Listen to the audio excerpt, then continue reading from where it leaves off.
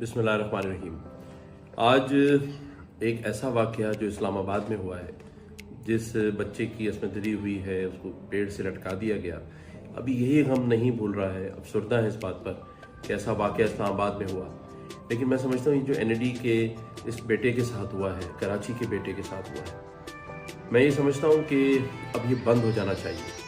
और आज मैं ये बात ज़रूर कहना चाहता हूँ कि सिंध के तमाम SHOs और DSPs अब अपनी वर्दियाँ संभाल लें और ये स्नैचिंग का जो सिलसिला है इसको बंद करवाएं, रात दिन काम करें। मैं खुद अगर अब ऐसे वाक़यात हुए तो उस इलाके के SHO के पास थाने में आके बैठूंगा और फिर वही काम होगा, वही एक्शन होगा जो होना चाहिए।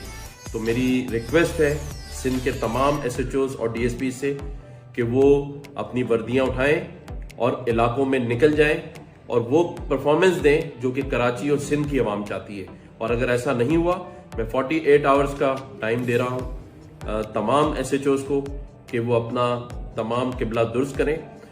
IG सिंध बहुत अच्छे आदमी हैं, नेक नियत आदमी हैं, ईमानदार आदमी हैं। मैं उनसे भी रिक्वेस्ट करूँगा कि वो भी अपने तमाम नीचे SHOs को, SSPs और DIGs को कहें कि इस स्नैचिंग के अजाब से शहर कराची के लोगों की जान छुड़ाएं, सिंध के लोगों की जान छुड़ाएं। शुक्रिया। बहुत शुक्रिया।